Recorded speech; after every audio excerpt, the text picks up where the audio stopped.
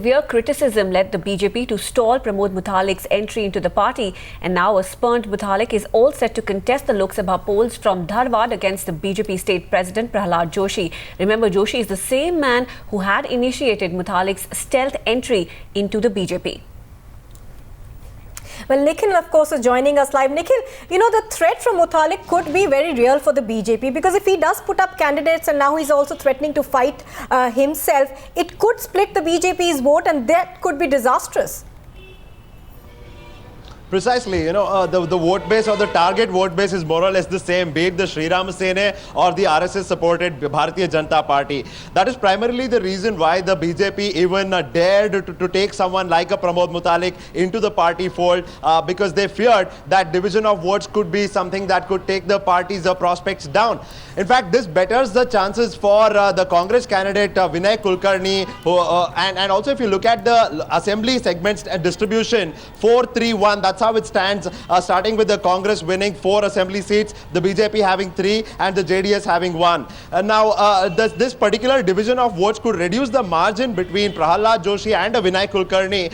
That could make it anybody's game. Now, it remains to be seen how Pramod Mutalik, if at all he is to be persuaded against contesting the Lok Sabha elections. As far as our sources close to Mr. Mutalik are concerned, they are telling us that there are 2 camps. While one camp is supporting Mutalik to contest the Dharwad Lok Sabha election, the others are against Mutalik entering the political fray, at least not by himself. If he had to do it, he had to do it with the BJP. Now that that's not happening, he is not to be entering the political fray. We also hear that a certain few leaders of the Bharatiya Janata Party Karnataka are in constant touch with Pramod Mutalik and are doing their bit to persuade him against contesting these elections, which could hamper the prospects of the BJP here. They've stopped his entry, but state Karnataka BJP finds itself on the back foot over Mutalik's 5-hour tryst with the BJP.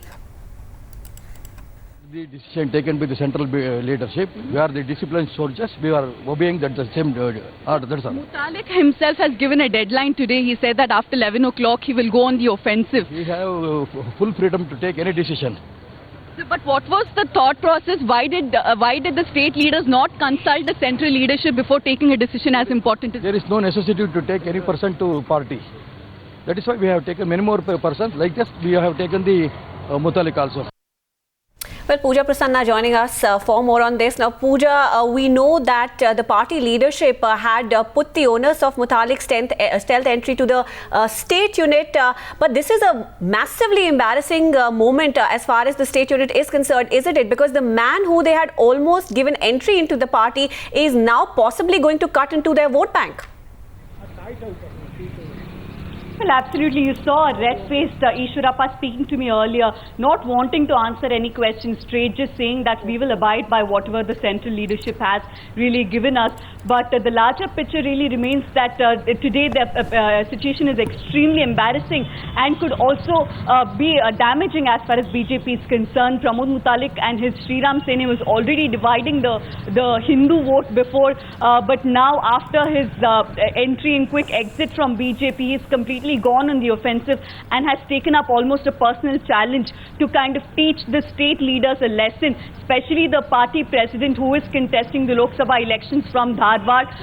And this announcement coming in from Hubli earlier today that he will contest the same seat, really very embarrassing and very worrying as far as BJP is concerned. The fact that now Pramod Mutalik has made it a personal agenda to teach BJP state leaders a lesson, but BJP is really in a tight spot here. They can't go back on their decision, nor can they do anything to ensure that Pramod Mutalik is placated. So yes, BJP leaders here in the state not wanting to speak to media. In fact, they've been saying that they do not want to answer any questions as far as Mutalik is concerned. It's an episode that is done with, but they do realize that the controversy has not died down. In fact, a bigger controversy will start even as Mutalik announced his candidature earlier today.